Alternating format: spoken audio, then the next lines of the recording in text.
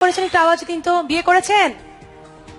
বাবা, ভালোই তো, অনেকেই বিয়ে করেছেন আমার মতো। এনিওয়ে, বিয়ে এমন একটা বিষয়, সেটা হচ্ছে দিল্লির লাড্ডু।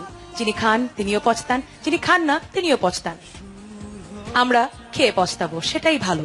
আমাদের দলে আরো একজন আছে যিনি বিয়ে করেছেন এবং ভীষণ পস্তাচ্ছেন।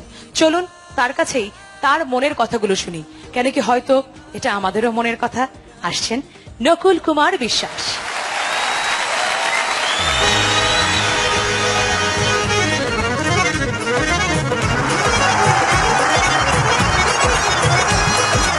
প্রিয় দর্শক, বিয়ের আগে প্রেমিকাকে দেখে সব প্রেমিকেরই গাইতে ইচ্ছে হয়, আমারও পরানো যাহা চায় তুমি তাই, তুমি তাই গো। কিন্তু বিয়ের পরে এই সুর পাল্টে যায়, তখন কারো কারো গাইতে ইচ্ছে হয় রবীন্দ্রনাথের সেই গানটি, আমি জেনে শুনে বিষ করেছি পান। তবে বলে রাখছি, এখানে যারা নারী দর্শক রয়েছেন আপনারা মাইন্ড করবেন না প্লিজ, কারণ আমি সবাইকে বলছি না। মেয়েরা দুই ধরনের হয়, কেউ কেউ স্বামীর সংসারে গিয়ে ফুল ফুটায়, আবার কেউ কেউ স্বামীর সংসারে এসে হুল ফুটায়। এই হুল ফুটানো স্ত্রীদের নিয়েই লিখেছি। বিয়া করলাম কেন দাদা, বিয়া করলাম কেন, বিয়া করলাম কেন দাদা, বিয়া করলাম কেন। বললাম আমার ঘরে আমি মেম্বার, আমার ঘরে আমি মেম্বার, পরের মাইয়া চেয়ারম্যান। বিয়া করলাম কেন দাদা, বিয়া করলাম কেন, বিয়া করলাম কেন দাদা, বিয়া করলাম কেন।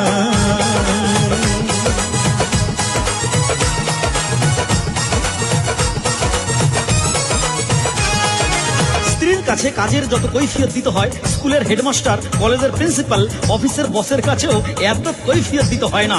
যেমন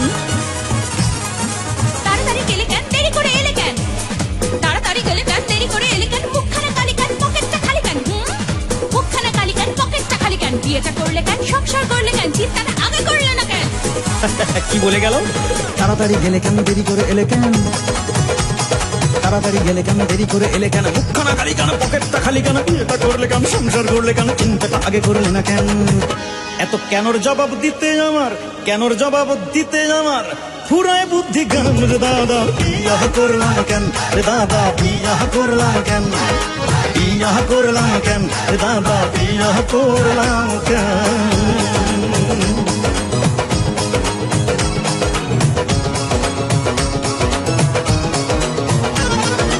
যারা এখনো বিয়ে করনি হাত দুটো তোলো তো ভাই।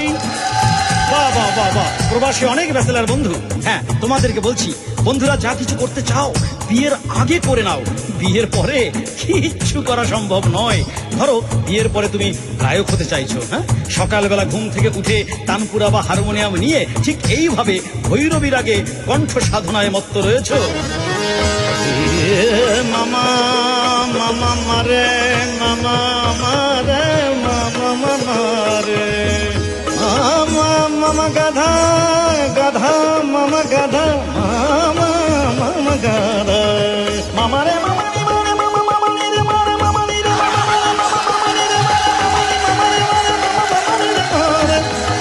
সারে মারে, সারে মারে, সারে মারে, সারে সারে।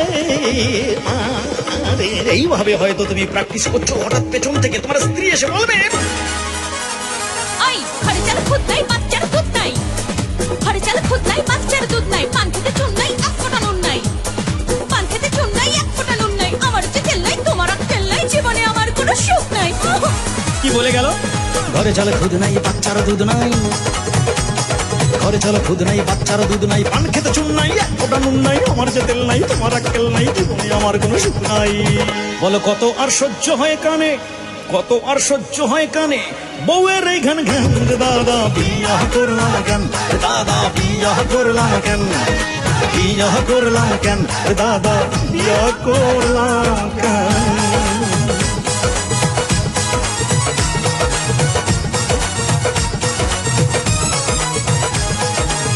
এরপরে রয়েছে হাজারো রকমের বায়না, যেমন বেনারসি শাড়ি দাও, প্রাইভেটে গাড়ি দাও, বেনারসি শাড়ি দাও, প্রাইভেটে গাড়ি দাও, গুলশানে বাড়ি দাও, আমেরিকাতে পাড়ি দাও, গুলশানে বাড়ি দাও, আমেরিকাতে পাড়ি দাও, টাকার বাহার দাও, চাইনিজ আহার দাও, জীবনে বাহার মোড়ে এনে দাও।